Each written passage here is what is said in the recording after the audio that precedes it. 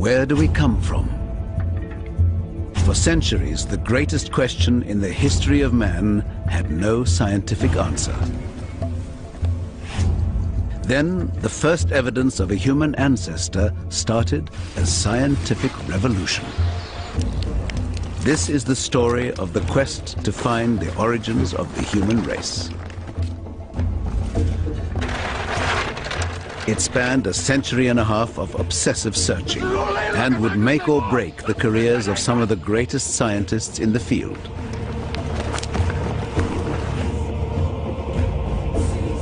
For the lucky few, chance discoveries opened a window on the hidden world of our ancestors. This is it. From the tiniest fragments of the past, the full story was slowly pieced together. Come on, yes. Spanning 300,000 generations, over 3 million years. It is the story of our progress from ape to man.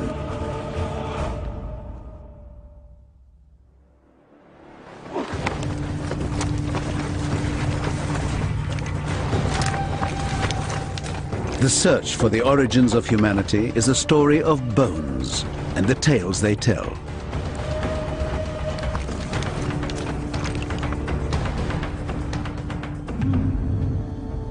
The first chapter began here, 40,000 years in the future, at the entrance to this cave. With the discovery of this man.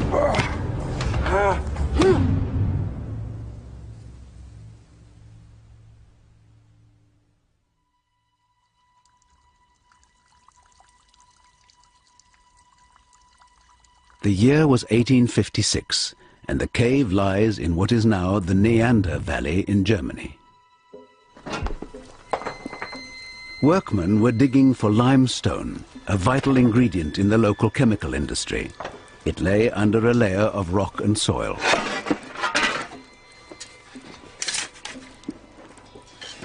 The men were paid a few pence a day to remove the surface layer, and everything was thrown away.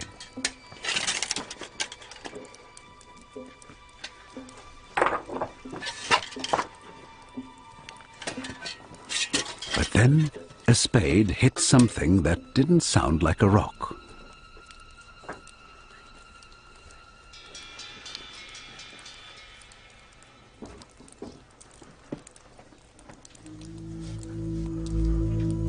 The shape looked like the top of a skull, and thinking it might be a murder victim, they stopped work to show the foreman.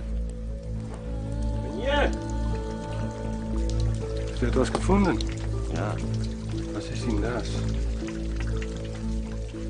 It was interesting, but he'd seen this kind of thing before and was happy to send it the way of all the other bits of bone they'd found, to be smashed up with the rocks.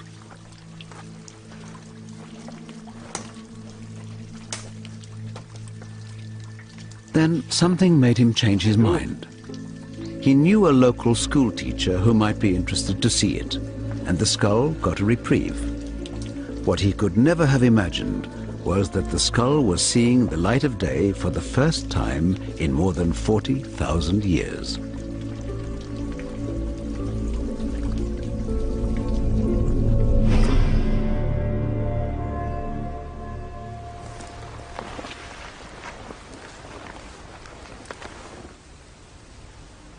In Western Europe, 400 centuries before Christ, the original owner of the skull was a living, breathing being, a hunter, a tribal leader, a father of children, and a member of the most successful species on the European continent at the time.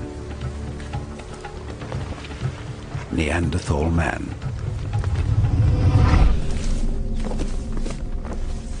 "40,000 years later, a school teacher, Johann Fuhlrott, got the chance to see the skull for the first time. Hallo meneer! Hallo! Hallo! A keen amateur geologist and former anatomy student, Fuhlrott had no idea if he'd come on a wild goose chase. So interessant.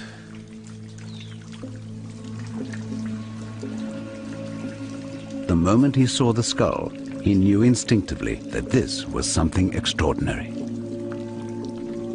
It looked fossilized, which would make it thousands of years old, and it was clearly not an animal.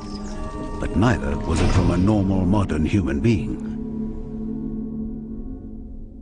This particular skull is the skull of Neanderthal, and it's big. This individual lived around 50,000 years ago, and by that time Neanderthals had developed a brain that was as large, and in some cases larger, than the modern human brain. You notice that it's rather long and low, and it's almost as if you grab the front of a human face and pull it out. You also have this big protruding nose, and in fact, look how large that nose is. So they would have looked different from modern humans if you actually saw one with the flesh on it. Over 300 Neanderthal remains have been found from Europe to the Middle East. They all tell the same story of a short, powerful physique, perfectly evolved for the world they lived in.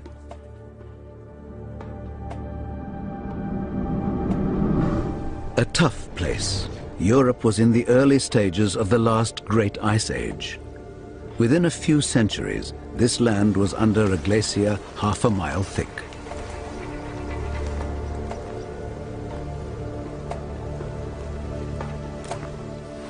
At this time, the climate was fluctuating quite extremely, and we do know that they survived some of the major cold snaps, the major glacial advances. The only way to support advanced life here was with a high-protein meat diet, and that meant learning to be a good hunter or starve.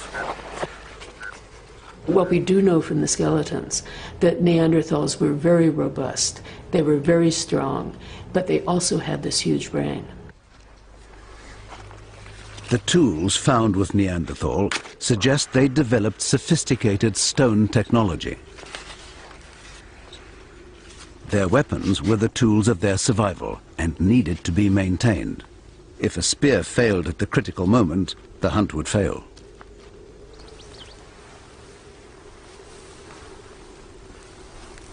Neanderthal males seem to have supported loose family groups of up to a dozen. This hunting trip had already taken 3 days and covered 10 miles with no sign of any prey.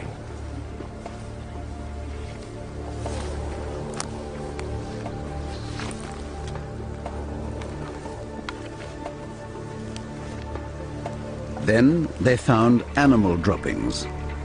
Neanderthal nasal cavities are unique among hominids, suggesting a highly evolved sense of smell, and they recognized the scent of red deer. Rubbing the droppings on their skin helped to disguise their approach, if they could catch up with the deer.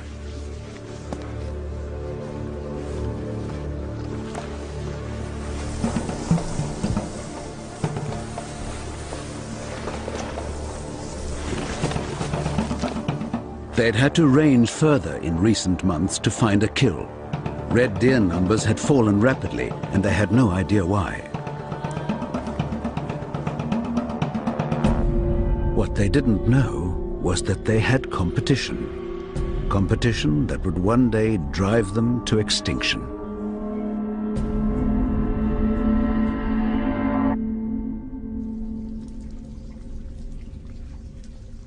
Victorian scientist Johann Fuhlrott held the evidence of an unknown ancient species. Wo habt ihr das gefunden? Wir haben es dort gefunden. Und was war da sonst noch?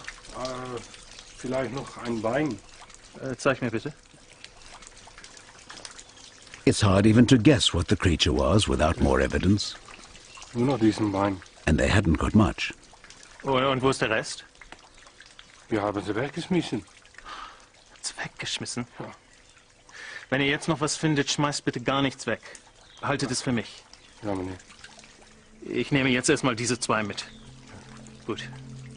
Danke. Fuhlrott gave the bones to more qualified scientists. But even when more pieces emerged from the same cave, they completely failed to identify them.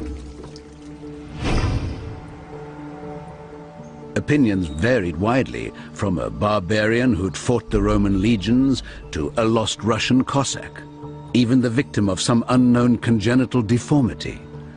But a new idea began to take center stage. Fuhlrott himself suggested Neanderthal might be an early ancestor of modern man. To many Victorians, this seemed the most absurd notion of all.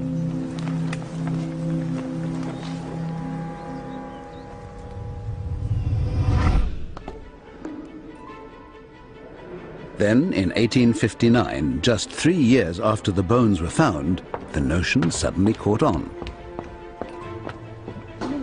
Charles Darwin published his groundbreaking work, The Origin of Species. He suggested that all living things had descended from earlier, simpler forms by the process of evolution. And if it was true for every living thing on Earth, then that had to include us.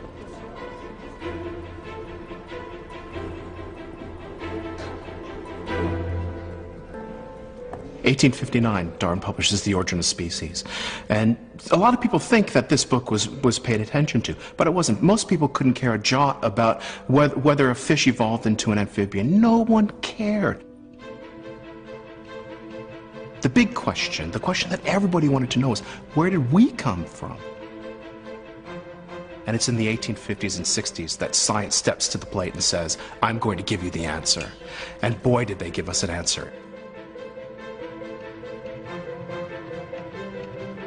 If humans had evolved from a simpler form, the implication to the scientific mind was obvious and disturbing. Humans could only have descended from apes. The impact on the Victorian psyche was profound. Many believed the theory of evolution made them little more than animals. Darwin stayed away from that question. He knew he was going to get into trouble. He writes to friends and says, I'm not going to talk about that. Far too controversial. And it's up to other people, new scientists, a younger generation of scientists, coming on in the 1850s and 60s, seeing an opening, seeing that they could make a career if they were to answer this question, where do humans come from? Inspired by the Neanderthal bones, evolution became the hottest topic of the age. But it would stay little more than a theory without more evidence.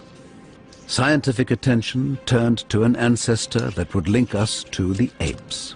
An ape man, a missing link, and they would go to the ends of the earth to find it.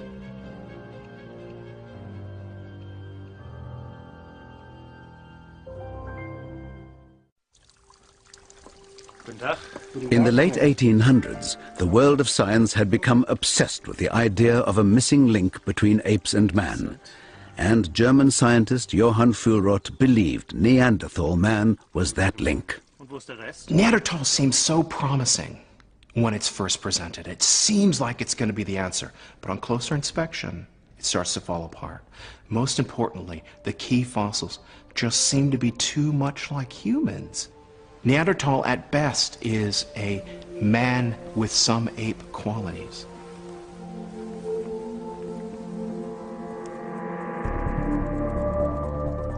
Traveling back in time, our Neanderthal stood just 3,000 generations behind us, at around 40,000 years ago. To find a true missing link meant going further back in time to something more ape-like.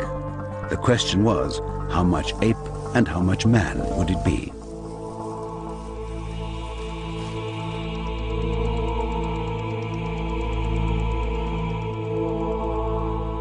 I think the idea of a missing link came from a very simple view of evolution, and it's not surprising it was simple because, of course, these ideas were in their infancy. But people had this idea of fixed types. There were humans and there were apes. And an evolutionary transition between those two types would somehow combine the features of both types. There was no real conception that evolution could operate over vast periods of time, and there could be complex mixtures of characteristics. So people were looking for something essentially that would be halfway between a living human and a living ape. But where would the evidence be found? By the 1880s, it was believed this had to be where apes and primitive people lived side by side. And so the search moved from Europe to Southeast Asia and the Dutch island colony of Sumatra, home to both man and ape.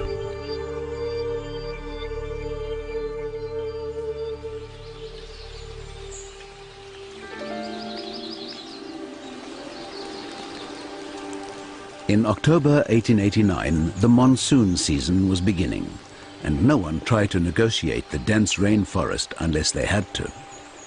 2 years ago, Eugene Dubois had a promising career as a doctor in Amsterdam, but his obsession with human origins had led him to take up the challenge to find the missing link. After abandoning his career and his civilized European home, the great dream had turned into a nightmare.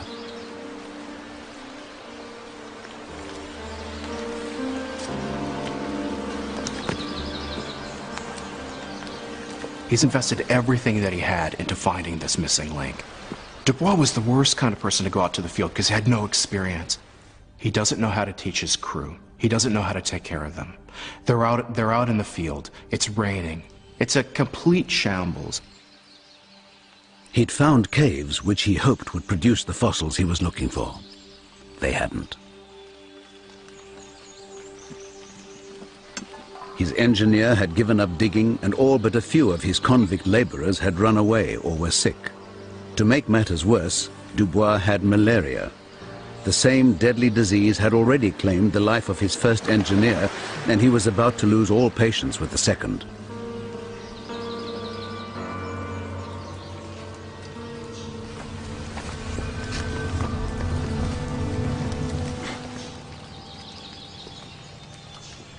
Wat ben je aan het doen? Ik ben aan het opruimen.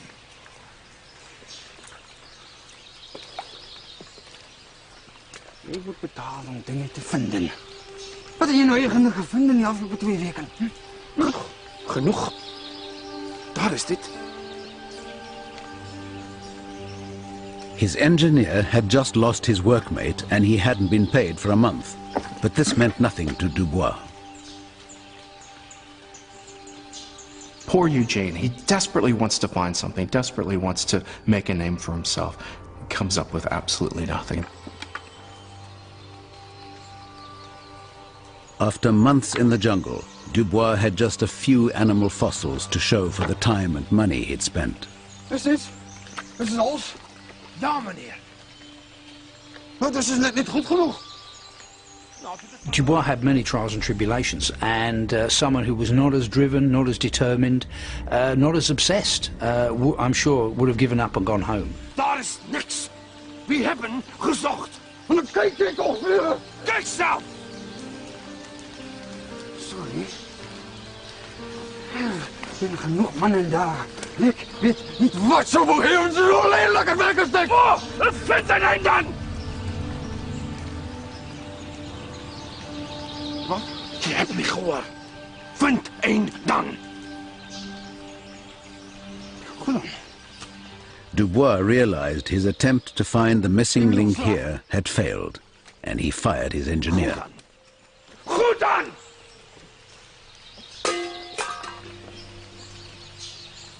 They leave Sumatra and he goes elsewhere. And he frankly doesn't know where to look other than somewhere in the East Indies. 2 years later, and Dubois had started his search again, this time on the island of Java. Finally, his luck had started to turn. He'd fully recovered from malaria and at last had something to look at. Some fossil teeth, which he believed were extremely old and looked vaguely ape-like. Dubois had a new dig site with a bigger team overseen by the Dutch army.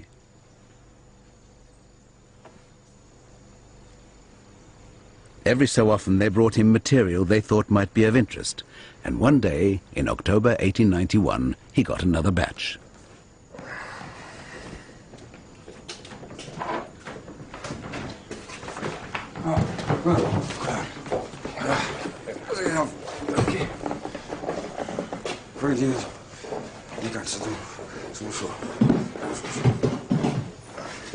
Whoop.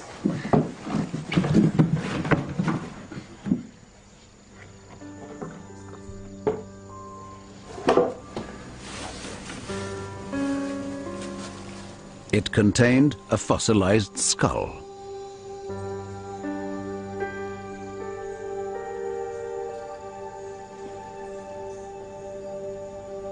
Just like Neanderthal 40 years earlier, it was only a skull cap, but like Neanderthal, it sent its discoverer into a frenzy of speculation.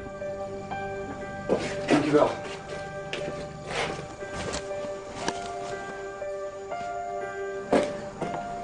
The surrounding forests were home to a variety of apes, but he knew that this was not from any known ape. It was too fine. The brain cavity was clearly large, yet obviously not a human skull. So, could it be an early human ancestor, closer to our ape-like origins? The only thing he could compare it with in his mind was Neanderthal.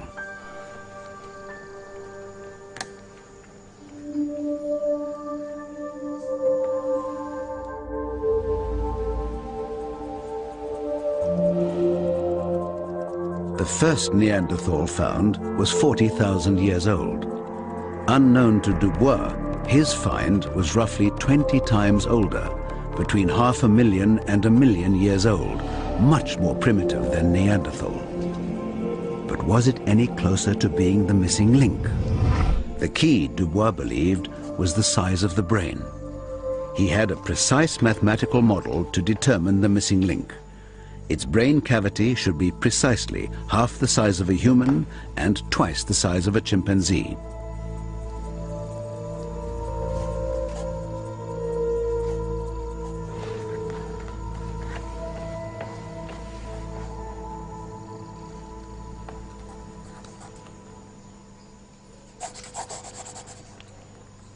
But when he calculated the brain cavity of this skull, it was the wrong size. Too big for the halfway point, therefore too big to be the ape-like creature he had imagined. And more evidence emerged from the site which simply added to the confusion for Dubois. A complete fossilized leg bone. Its shape suggested its owner stood upright and walked on two legs, like a man.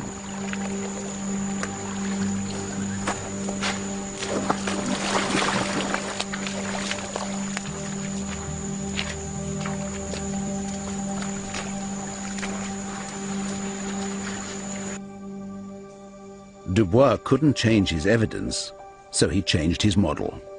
He decided that the missing link had to have a brain almost as large as our own. And he was so convinced by his meager evidence that he wrote to the Dutch colonial government announcing that he'd found the missing link.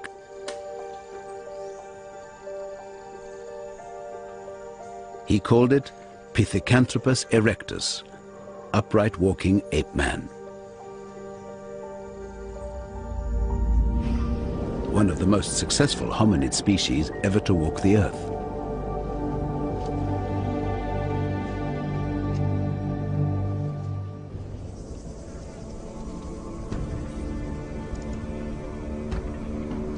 In Africa, 800,000 years ago, and 10,000 miles from where Dubois found his upright walking ape, this is the same species, today called Homo erectus, upright walking man. They'd been able to colonize Africa, Asia, and beyond thanks to a unique combination of physical and mental qualities.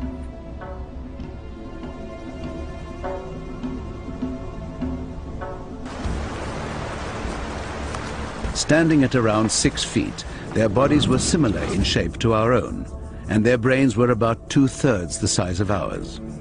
Homo erectus was on the verge of becoming human.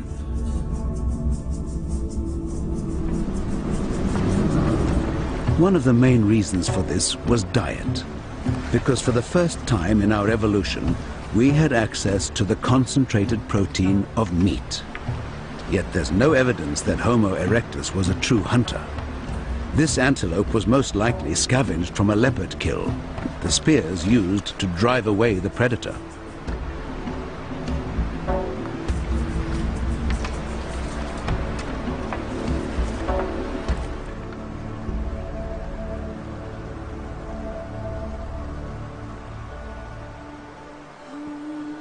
It's believed that our bodies had also been going through some radical changes. For the first time in our evolution, body hair was disappearing, partly because Homo erectus' skin had developed complex sweat glands. This also removed the need to pant in the heat, allowing voices to develop and paving the way for human speech.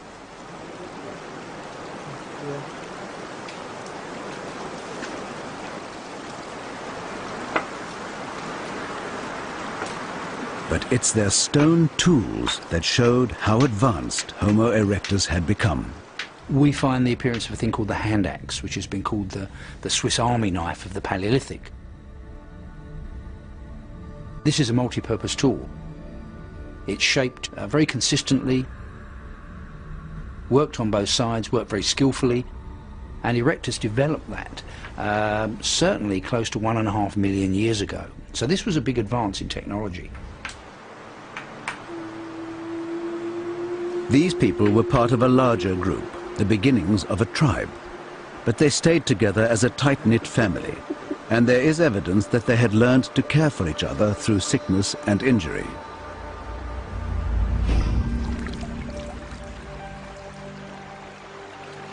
The leg bone which Dubois found in Java had an unusual scar, showing clear traces of damage and repair. It's incredible. It seems to have broken at one point and healed. So whoever it was that owned this leg not only was severely injured, but repaired it in their own lifetime. And that's important because if you broke your leg out in the wild, you'd be dead. You'd have no chance of survival, except if you were with a family, if you were with a village, if you were in a society. There's a family system around that individual. There was safety within the family, but the family itself was never far from danger. Leopards used the same rock shelters. As darkness approached, they would become vulnerable, spears or no spears.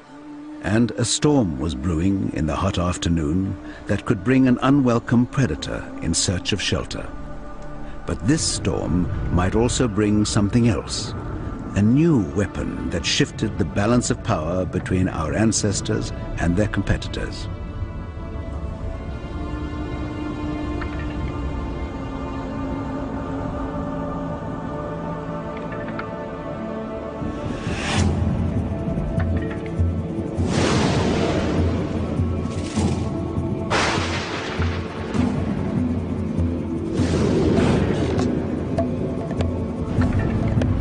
One of the most important pieces in the human evolutionary puzzle, a gift from nature. Every animal on Earth that had ever encountered fire had run away from it. Homo erectus was at a crossroads of human evolution. If they could do the unimaginable and conquer their instinctive fear, they would harness a new power. They just needed the nerve to reach into the blaze.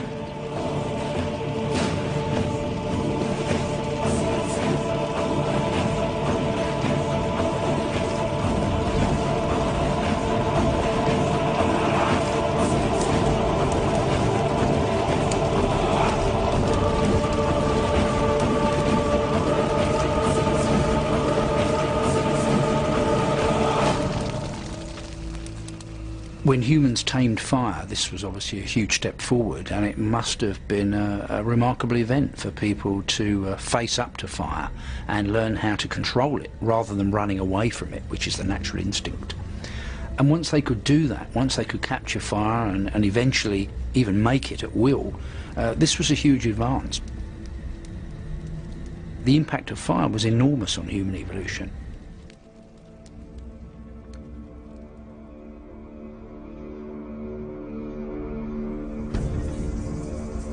The technology of fire gave Homo erectus heat, light, and protection on their travels, helping them to migrate across the world from Africa to Asia and beyond.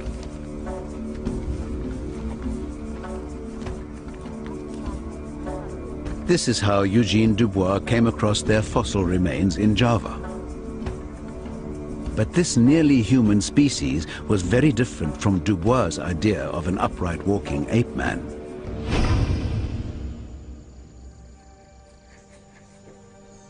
In his mind, he'd found the perfect mix of ape and human characteristics for a missing link. Wees my so 'n bietjie. All he had to do was convince the rest of the world. Ek 'n bietjie snaaks.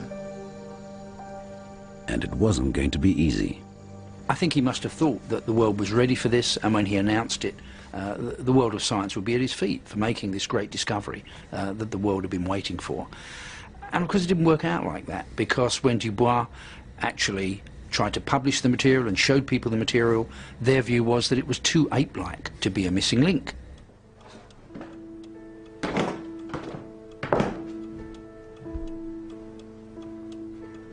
Dubois was convinced to the end that his fossils represented a missing link, but the scientific world did not agree and rejected his claim. Because he never attended his own dig, he couldn't even prove his pieces belonged to the same creature. The verdict of most experts was that the leg was human, but the skull looked like an unknown species of ape.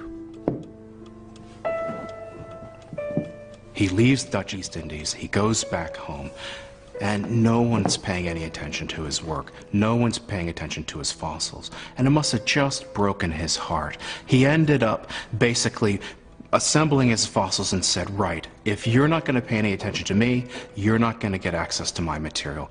Must have been one of the greatest sulks in scientific history. If you don't believe me, you can't look at my stuff.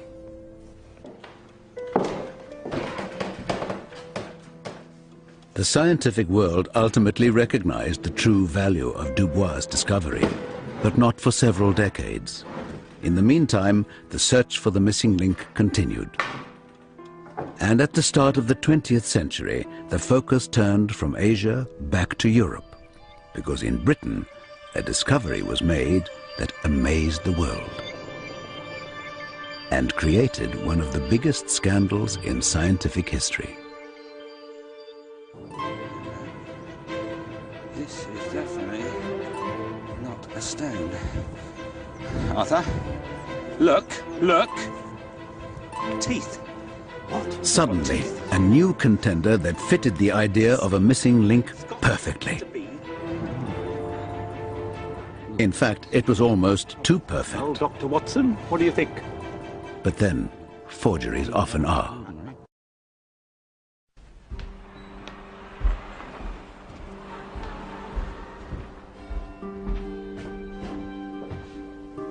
In December of 1912, in London, a new fossil contender for the title of Missing Link was about to be unveiled at the very center of the scientific establishment.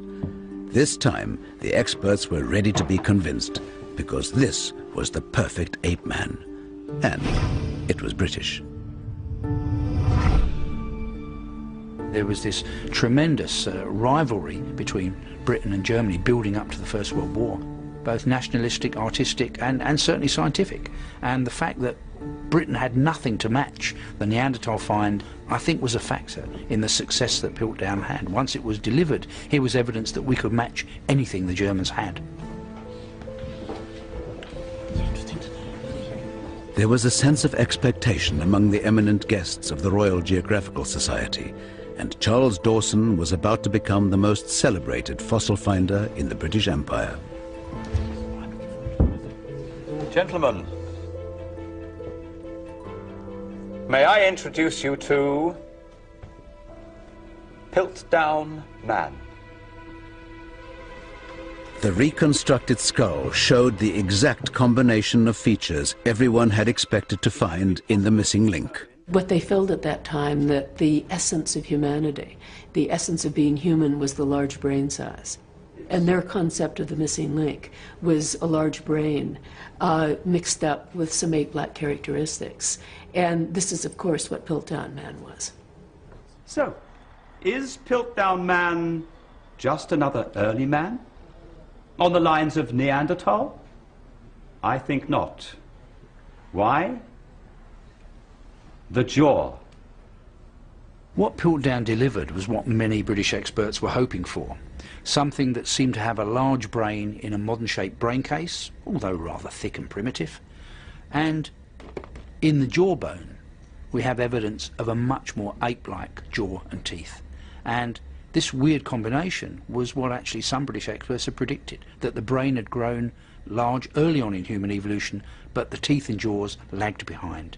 And Piltdown seemed to show that, and what was more, it was British. 3 years earlier, the first piece of Piltdown Man had emerged seemingly by chance. Workmen digging a road had found what they thought was a coconut and casually smashed it. It was Piltdown Man's skull.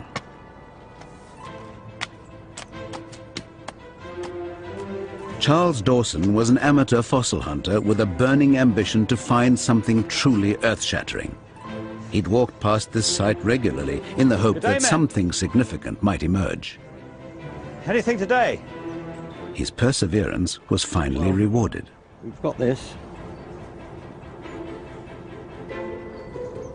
When he examined the first piece, he instantly recognized it as a skull fragment. Where's the rest of it? And there could be more. Be in there somewhere. Do you think you could find it for me? You can try. Agreed? I say yes. Yeah. All right? Yeah. Good. Dawson knew he was onto something at last. But to get maximum exposure for his find, he knew he'd need to involve an expert.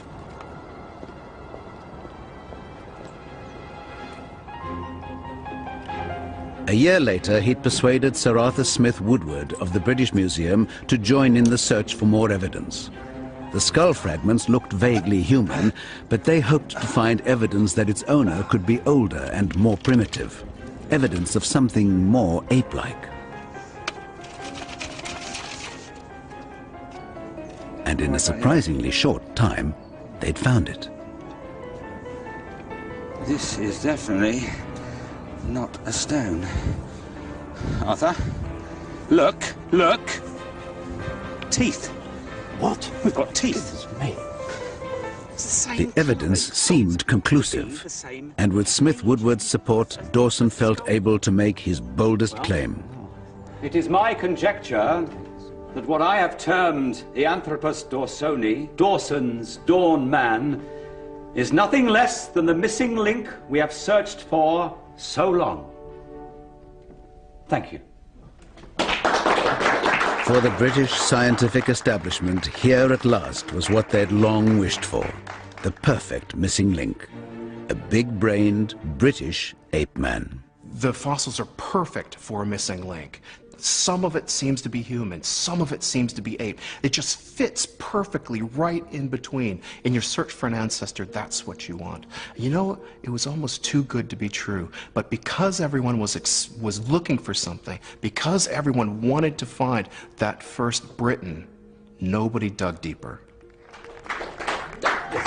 Gentlemen, please, gather round. It seemed the missing link had been found. Yet while Dawson savored his moment of glory, his audience was unaware they'd all been taken in by the greatest hoax in scientific history, and it would take decades for the truth to be revealed.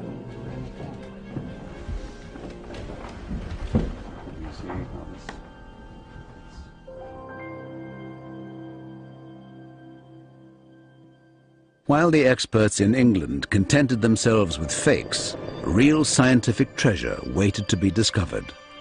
But it was in a part of the world that no one at this time even cared to look. Southern Africa. Charles Darwin believed Africa might be the cradle of humanity because it was the home of the great apes. If our closest ape relatives were still there, then the ancestral link between us might lie there too. If so, evidence was bound to turn up sooner or later. It just needed someone to recognize it when it did.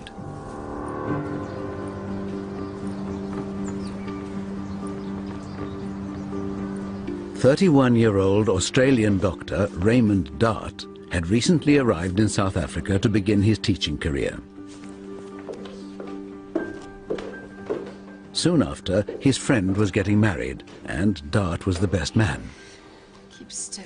He and wife Dora had half an hour to finish getting ready.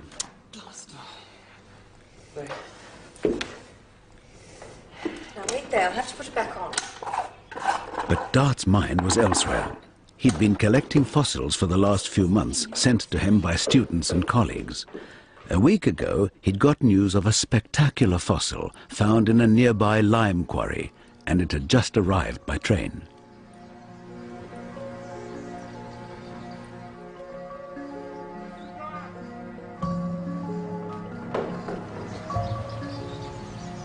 Thank you, gentlemen. Just leave it inside the door there. Thanks. Dart's wedding duties were just minutes away, but he couldn't wait. The promise of a spectacular find was too much to ignore. I'll be 1 moment. I'll be quick. I just want to make sure it is what I think it is.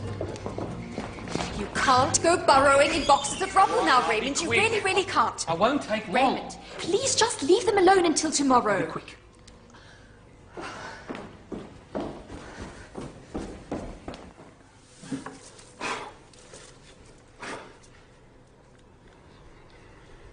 The first thing he saw was material he'd seen a dozen times before. But then, something he could never have dreamed of. A brain. To be precise, the space once occupied by a brain, now filled with fossilized sand.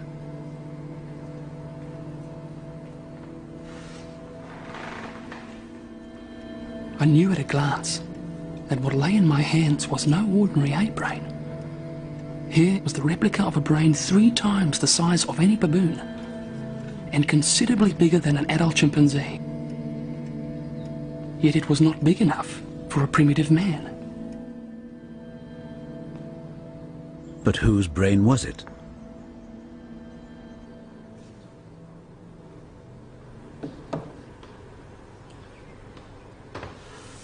Dart looked to see if there was more of the same creature.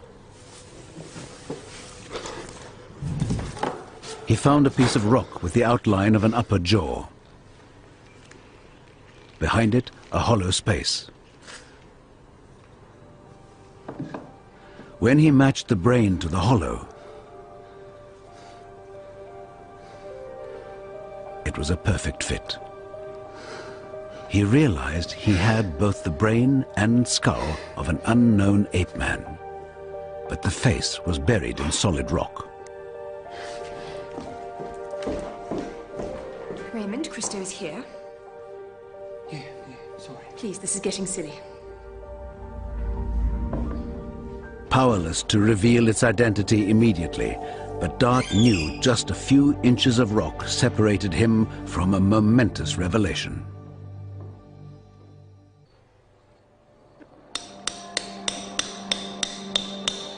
Raymond Dart had been sent the head of a fossilized ape man, which he hoped might be the missing link. But it was buried in a lump of solid rock. It took him 7 weeks of painstaking work to reveal its identity.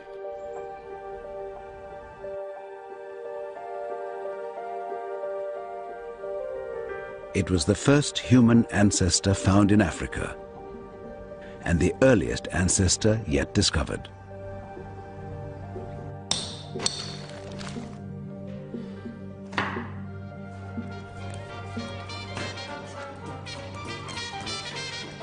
The moment of truth came on Christmas Eve 1924.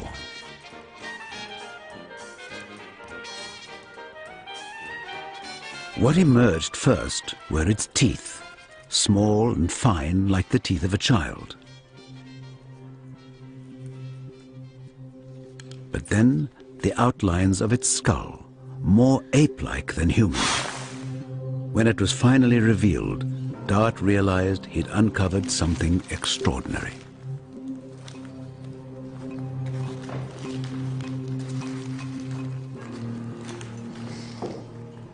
A combination of human and ape features that had never been seen before in the face of a child.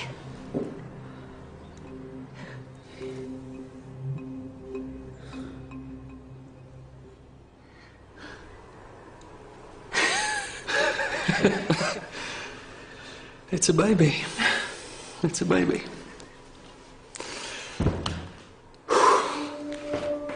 The fossil had been found in a limestone quarry at a site called Taung, so Dart called it Taung Child. Its scientific name is Australopithecus africanus, the southern ape of Africa. She stood further back in time than Neanderthal at 40,000 years, or Homo erectus at over 500,000. Piltdown was assumed to be around 1 million years. But Taung went even further back, to more than 2 million years. If she was the missing link, then that link was more ape-like than anyone had ever imagined. It also placed our ancestral home firmly in Africa for the first time.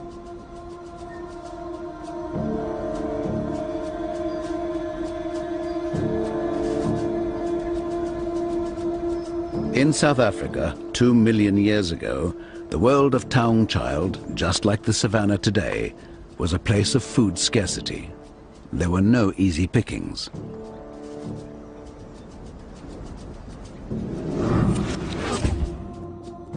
Taung's mother, at a little over 3 feet tall and just over 5 stone, was no hunter, but supplemented her diet by scavenging from the scraps left by predators. Like a modern chimp, she used rocks as a basic implement to break open bones for their rich marrow protein. But the predators she owed her lunch to were never far away. You've got saber-toothed cats, you've got giant hyenas, you've got hunting hyenas, a whole plethora of carnivores, very dangerous carnivores that we don't have anymore. And they would have all been eating or going after things like the Taung Child or even Taung's mother. Absorbed by the remains of a carcass, the mother had placed her child a short distance away in the shade of a tree. Her 3-year-old was the size of an 18-month human infant and had no protection apart from its mother. She knew there were threats, but she'd keep one eye out for the child, like any parent.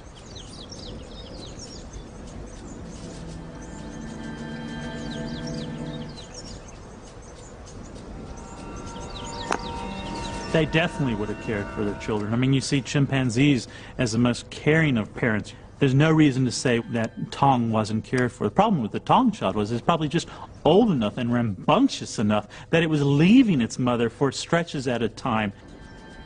The mother was unaware that the baby had wandered away until it was too late. There was no sight or smell of a predator in the undergrowth. But predators don't just exist on the ground.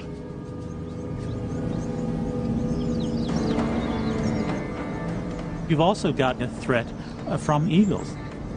They've been documented to take human children up in Kenya to the age of 6 years of age. I mean, an eagle has these incredibly strong talons, it's a lovely quote, greater lift-to-weight ratio than an F-15 fighter jet. The child was unaware of the danger from above. The mother saw the eagle and the child in the same moment, but couldn't get to her baby quickly enough.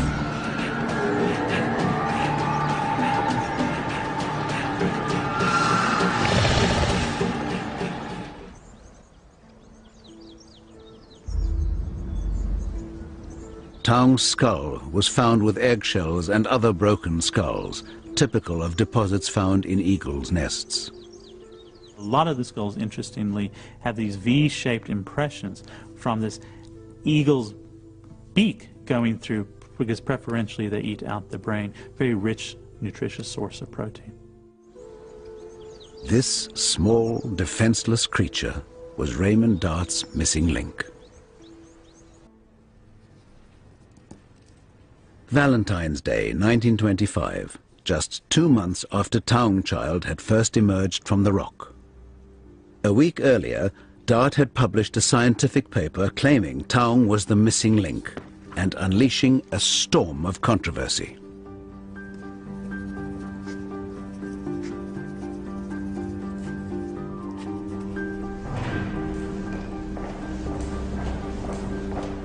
Dart thinks he's got the missing link. But there's also this Piltdown specimen that matches what the scientific establishment thinks. Brain growth was thought to have driven human evolution, and Piltdown had a large brain and ape-like teeth.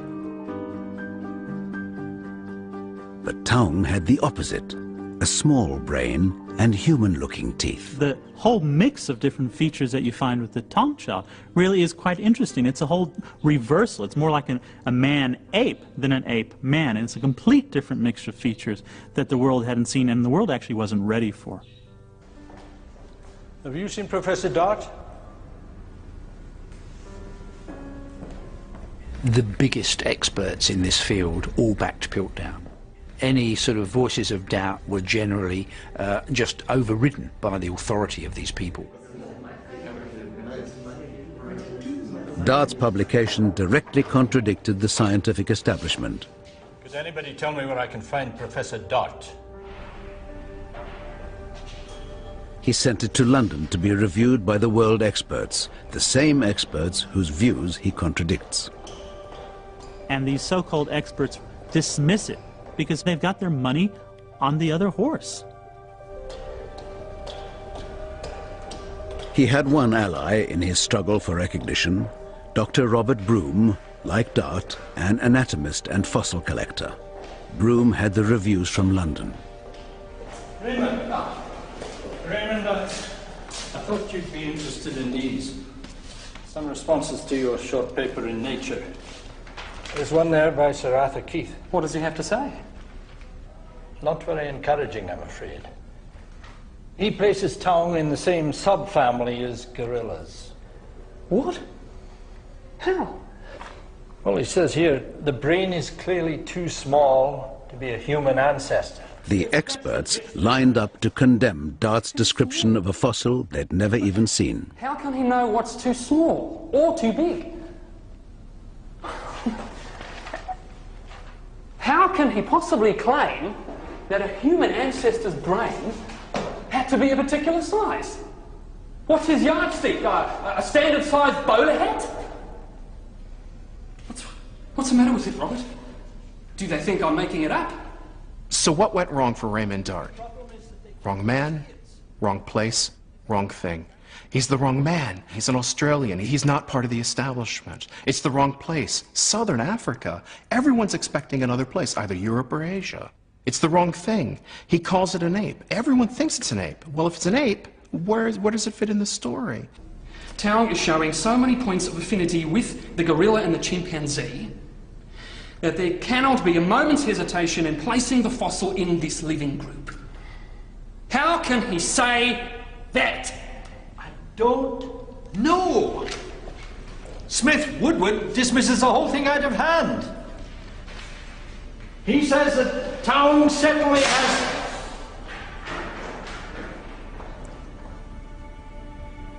Sorry, old man. Dart has made probably one of the most remarkable discoveries of the 20th century, and the scientific establishment completely discounts it, discredits his find, and literally puts it in a box or a suspense account for 25 years.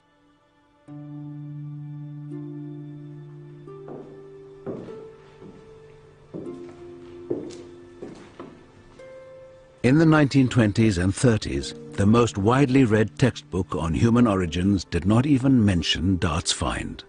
His work was not taught in universities. Dart had suffered an incredible amount. I mean, Dart was really put in kind of scientific obscurity. And it really is not until the late 40s that he starts, again, once that tide of opinion starts to turn and shows that he was actually correct. It took a quarter of a century of digging in South Africa's limestone caves to produce the evidence Dart needed. By the late 1940s, a dozen fossils similar to Taung Child finally proved he was right. So, what had become of Charles Dawson and his Piltdown man?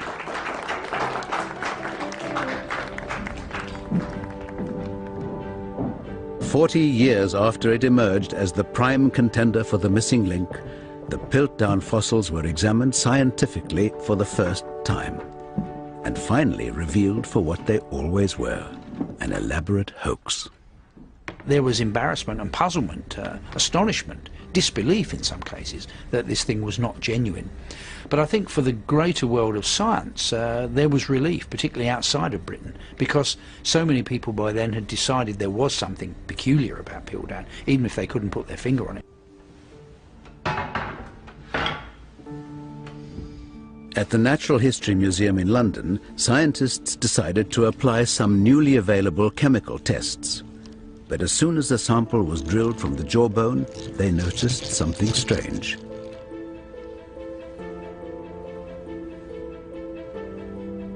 The distinct smell of burnt flesh.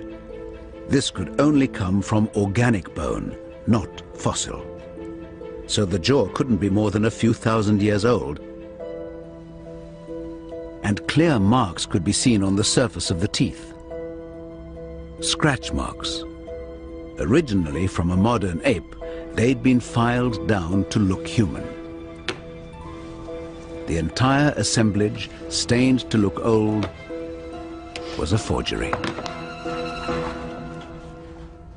It has never been proved who the perpetrator was.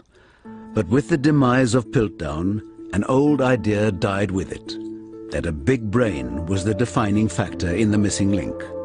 Something else had to come before the evolution of a big brain. A new theory replaced the old. What defined the beginning of humanity was not brain growth. In 1915, a young boy named Louis Leakey was looking for stone tools near his missionary home, the beginning of a lifelong obsession that led Leakey to revolutionize the story of human origins.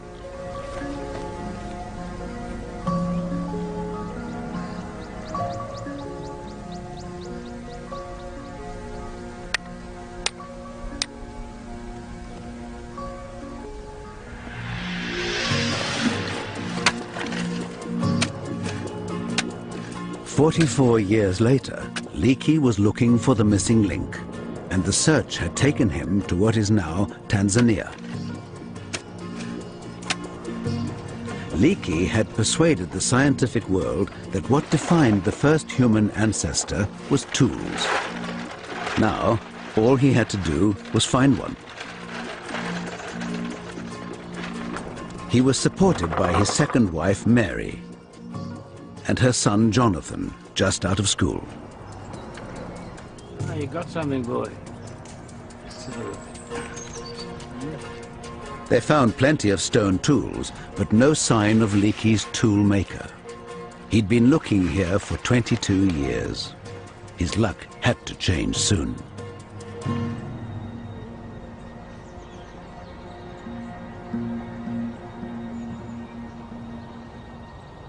On the 17th of July, 1959, Louis Leakey was laid low with the flu. Major work at the dig site had slowed while he recovered, but it was a day that would make his career. In the cool of the early morning, Mary took the opportunity to walk her dogs and headed away from the camp.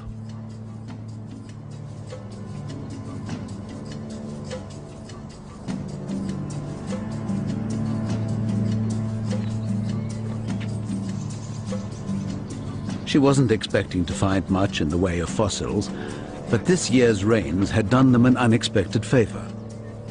As she casually scanned the broken surface, her mind suddenly registered an unmistakable shape exposed in the dirt.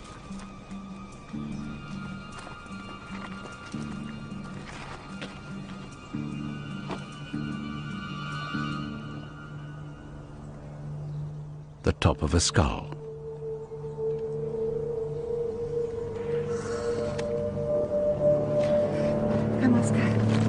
Mary was convinced it must be the toolmaker they'd been searching for. Lois, darling, please wake up. I've found something very important. Darling, please, I know you're not feeling well, but try and wake up. What have you found? I don't know. That's why I want you to come and have a look. You're going to have to help me.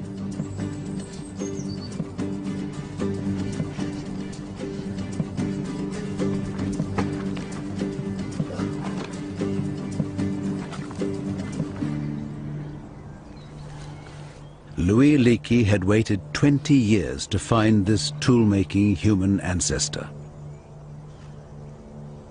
Well done, my dear. You have better eyes than me. But this was not what he expected to find. The skull was more ape-like than he'd ever imagined. Oh, certainly not a homo, my dear, I'm afraid. Now look at this. But darling, just look at where he was found. It can't just be a coincidence. Yet it was in the same geological layer as the tools. The logic was inescapable. This must be the toolmaker, and therefore the beginning of humanity. Leakey named it Zinjanthropus boisei, after his financial sponsor, Charles Boise. It had a small brain, but massive teeth and jaws, whose muscles were so large they had to be anchored to a ridge at the top of the skull. But if Zinj was using tools, why did it need such powerful jaws? Leakey overlooked the question and announced Zinj as the toolmaker.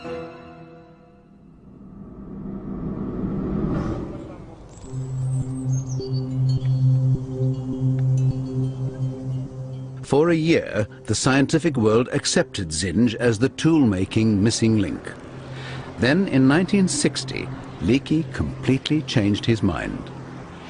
Mary was on her way from the camp into town one day when a can was dislodged in the back of her Land Rover. When she stopped to fix it, she noticed a familiar shape in the earth, another piece of skull, of an entirely new, more human-like species.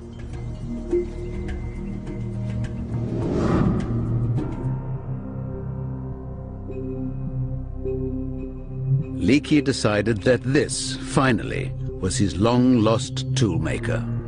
He named it Homo habilis, literally, handy man. Habilis had a larger brain and much more human teeth, which made sense if he was getting meat using stone tools. Though the tools Habilis made were little more than broken rocks, they marked the very start of human stone technology. But if Habilis is the toolmaker, why was Zinj also found with the tools?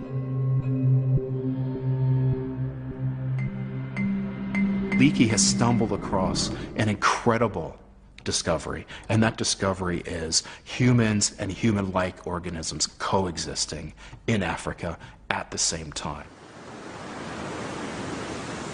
By the early 1960s, the whole model of human evolution was called into question, and with it, the very idea of a single missing link. For over a century, the model of human evolution had been a simple, straight line. It began with a lower evolutionary form, an ancestral ape, and ended with the most advanced creature on Earth, the modern human being.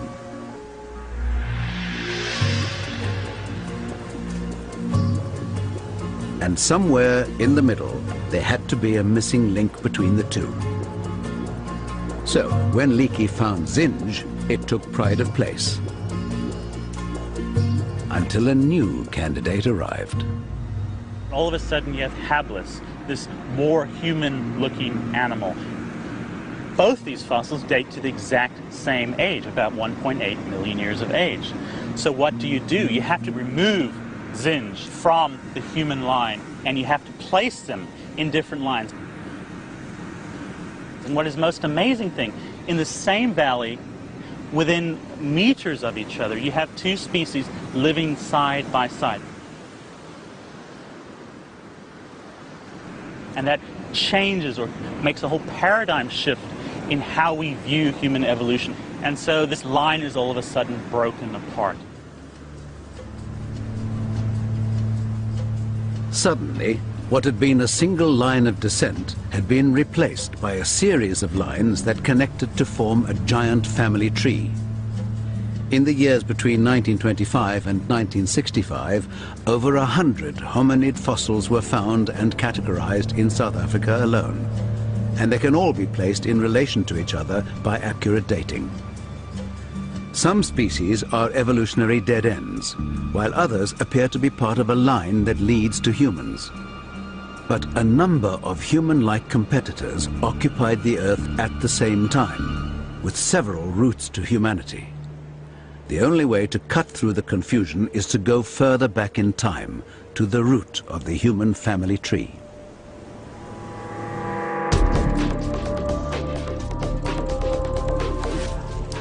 Before we had a big brain, long before we used fire and language, before we even made tools, the creature everyone was looking for marked the very beginning of humanity.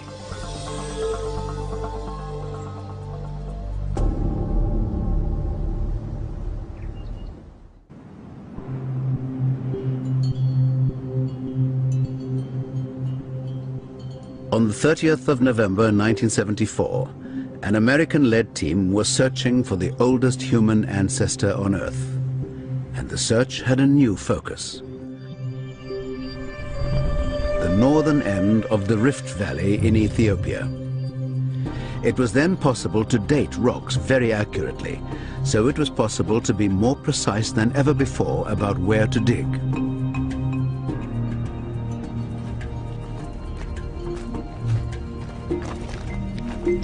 Using new radiometric technology, they dated the volcanic layers here to around 3.5 million years old. Team leader Donald Johanson was a rising star in the world of anthropology. He knew Dart's Australopithecus africanus lived over 2 million years ago.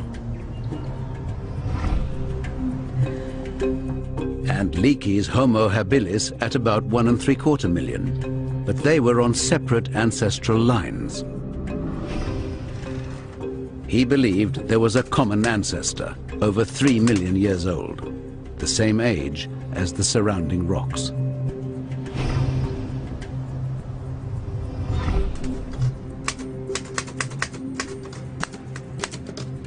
Johansen had been kept away from any digging by essential paperwork, a chore he was determined to finish. But his colleague, Tom Gray, returned from the site with other ideas. How's it going? Actually, very boring. There were areas they hadn't surveyed for a while, away from the main dig. You need a break? I was thinking of taking a hike out to Bed 3. Yeah? You want to come? I don't know. I gotta finish this. I mean, this is pretty urgent. I gotta do something.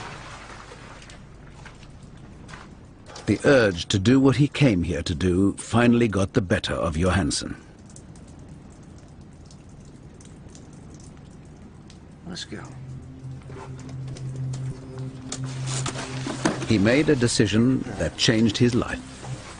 They headed away from the site to explore a couple of isolated gullies. They had no idea they were just a few hundred feet from the greatest fossil find in history.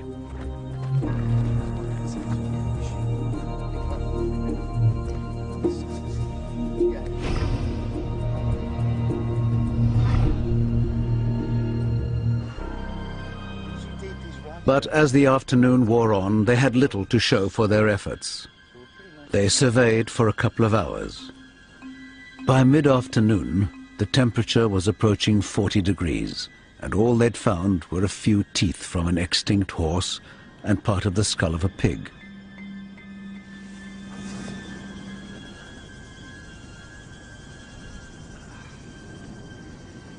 They decided to head back to camp. But Johansen had a hunch to look again in an old gully on their way back. Hey, Tom, this way. It had been thoroughly checked before and produced nothing.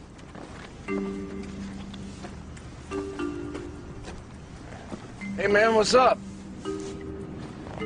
But today, something caught Johansen's eye. Come here, Tom. A shape in the dirt that just seemed too regular to be a stone. See that?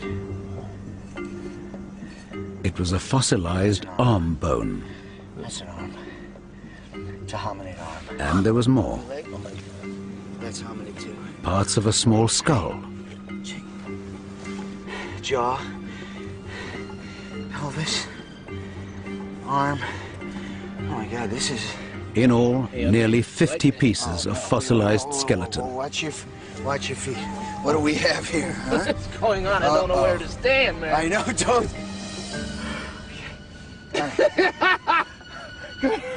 This is it.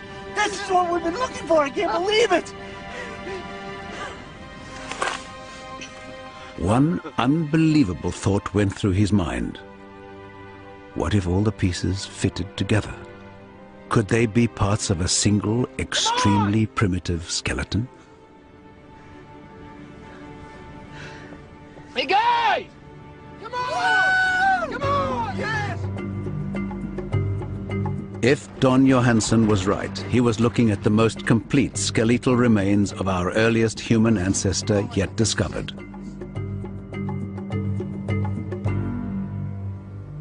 What makes this individual an absolutely spectacular find is that she's so complete. For the first time, we had more than the odd broken bone for one specimen. We had virtually an entire skeleton. What's missing on one side is present on the other side. I mean, it's so rare because these hominids didn't bury their dead. And in normal circumstances, if an individual died, the scavengers would come in, the bones would be dispersed. The mere probability that something is fossilized is extremely small. But to actually go in and find such a beautiful fossil of a complete human ancestor is really a once-in-a-lifetime occurrence. In the first few hours following the discovery, the scale of the find was hard for the team to grasp. But that night, in the wind-blown desert outside of Hadar in Ethiopia, the realization of what they'd found began to sink in.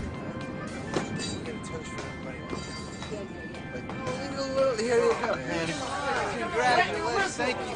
Get yourself a beer.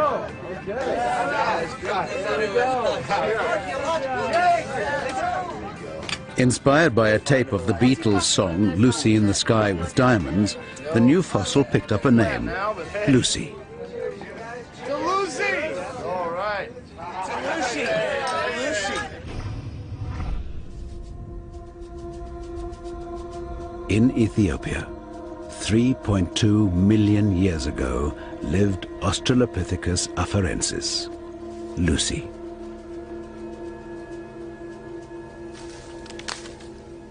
She put together the pieces of what one of our ancestors at this point in time really looked like. And it was a huge shock because what she looked like was basically a chimpanzee. Lucy would have been a tree dweller in a changing land. For 50 million years, her ancestors had inhabited the trees of Africa. But the land, once covered with unbroken forest, gave way to grass and scattered woodland. Her diet was mostly the fruit of trees like this fig. But one tree would not support her for long, and unlike her ancestors, she could no longer swing to the next tree. She had to find another route.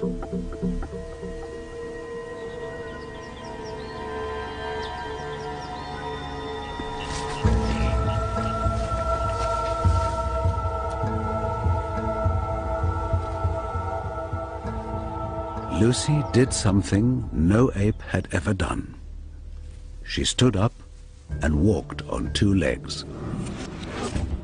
In her body and behavior, Lucy is in most respects an ape, from her diet to her small brain and habitat.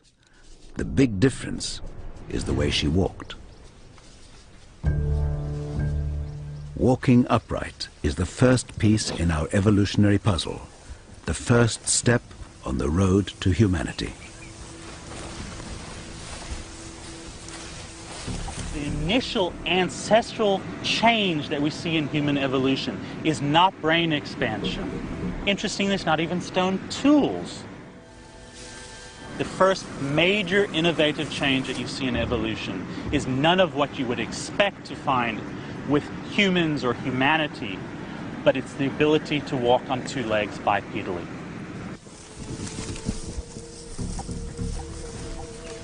And it made the difference between Lucy surviving or not.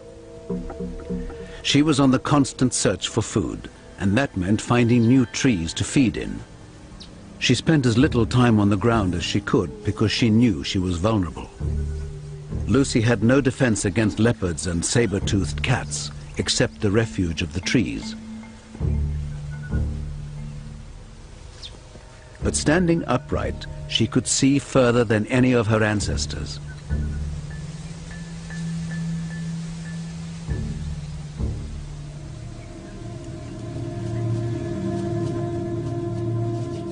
Sensing movement in the grass, she runs.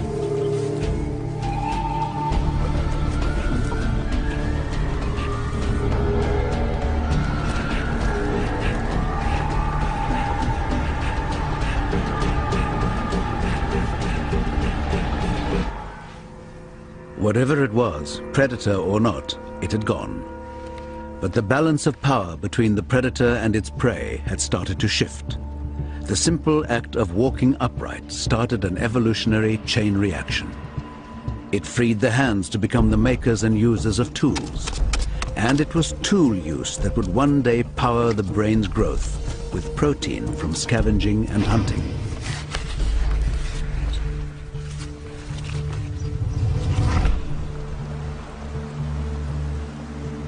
But it all began here with Lucy. So, is Lucy finally the missing link?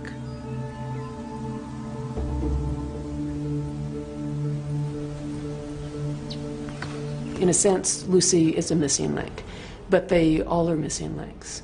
Because without each step in the record, without each missing link, we wouldn't have ourselves today. They're all links of how we've gone from a Lucy to a Taung child, to a habilis, to a Homo erectus. All of these are links leading towards Homo sapiens. Having traveled back in time over 3 million years, we'd found a creature that seemed to begin the human line. Yet Lucy was a long way from being human.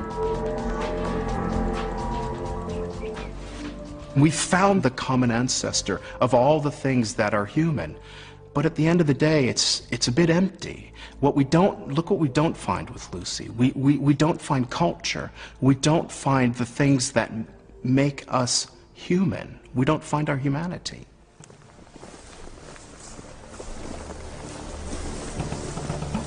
Science began to look again at our most recent ancestors. 40,000 years ago, a successful, intelligent hominid species occupied Europe. Neanderthal man. Could he hold the key to how we finally became human?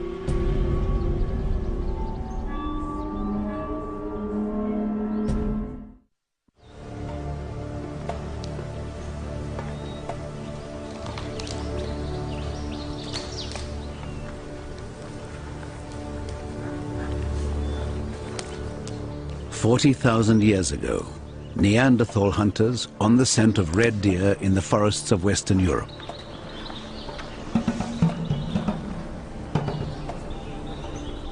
They had been tracking the same herd for 3 days. But they were opportunist hunters. And a wild pig was too tempting to resist.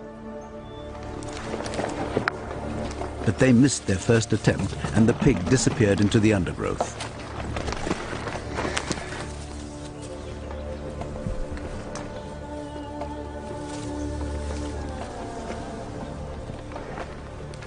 The Neanderthals worked out a plan to corner their prey. The ability to organize and communicate, to exercise a plan, were all advanced human skills. The question was, did they originate here with Neanderthal? Exactly how human were they?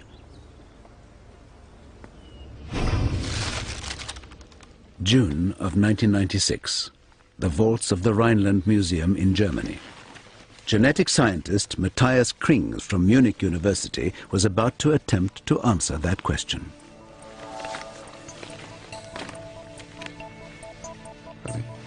Good.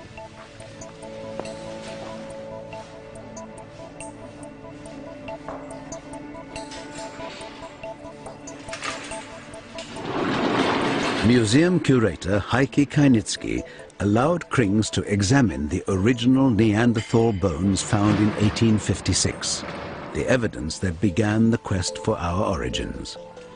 They wore full body protection to avoid genetic contamination. Krings isn't interested in looking at the bones. He was going to look inside, at their DNA. It had been thought impossible to extract DNA from any sample older than 10,000 years. They were attempting to go 4 times further back in time, to the age of Neanderthal. Scientists had long thought that Neanderthal was our most recent ancestor, that he became human in one last crucial evolutionary leap. If so, he should have almost identical DNA to us.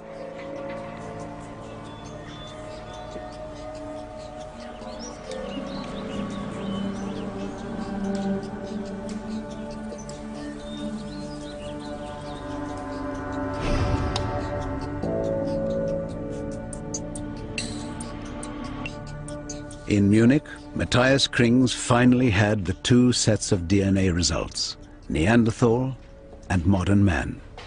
Und? Was siehst du? Was sehe ich? Ich habe keine Ahnung, was ich sehe. Das kann doch wohl nicht richtig sein. Between any 2 people, there should be an average of 8 differences in the same piece of DNA. But between the human and Neanderthal samples, Krings counted nearly 4 times as many differences. Das ist was anderes. Das ist was völlig anderes. Ich habe sowas noch nie gesehen. Mann, bist du dir sicher?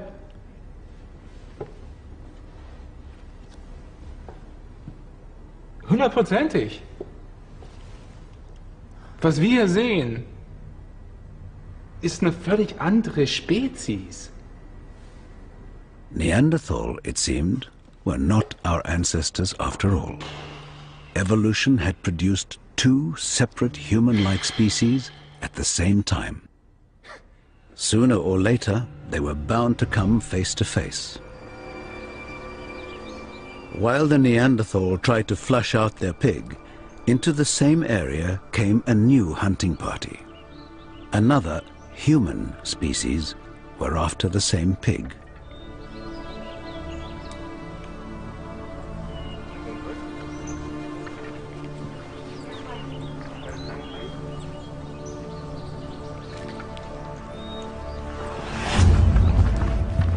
At the time Neanderthals went to extinction, we know anatomically modern humans, people like us, had also moved into Europe and were competing with them perhaps for those areas where it was slightly easier to catch the game.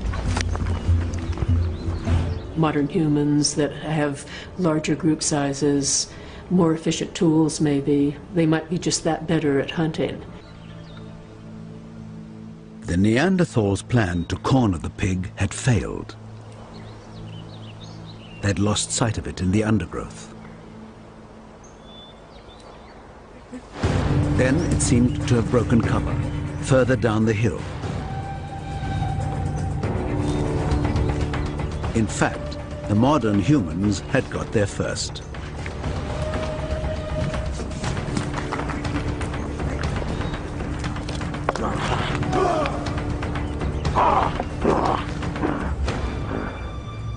The first encounter between 2 almost identical human-like species must have been a profound shock.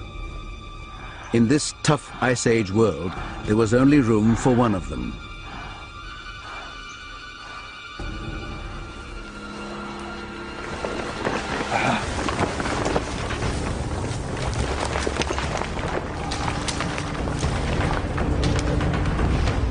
"500,000 years ago, they shared a remote common ancestor, a descendant of Homo erectus. From their African homeland, their ancestors migrated across half the world, spreading as far as Southeast Asia and into Northern Europe. Here they would emerge as Neanderthal man.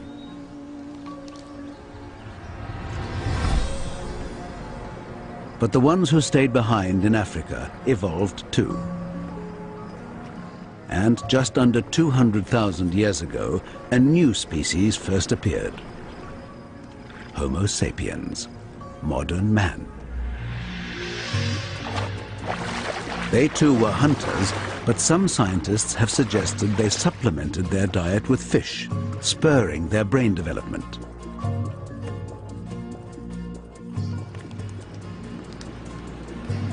The evidence suggests their culture developed faster, that their social groups became bigger and more complex, and driven by population pressure and climate change, they too migrated.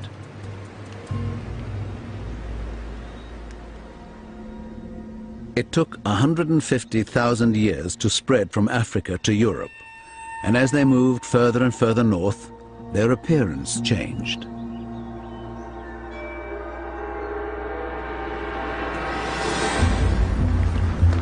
Eventually, they caught up with their long-lost cousins, the Neanderthals.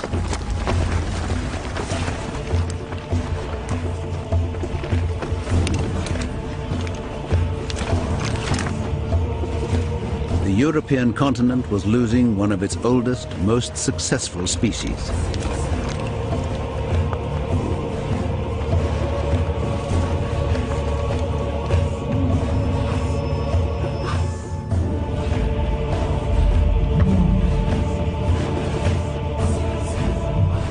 Within a few dozen generations, the last Neanderthal was gone, and the world overrun by a species with better weapons, better organization, and greater numbers.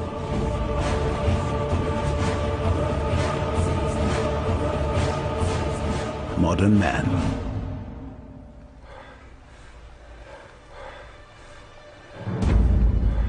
For the first time in our evolutionary history, we were totally alone. The last surviving hominid species on Earth.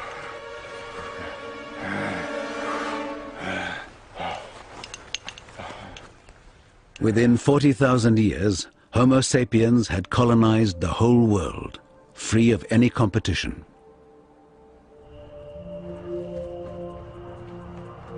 This is finally us. Physically, the result of 3 million years of change since Lucy.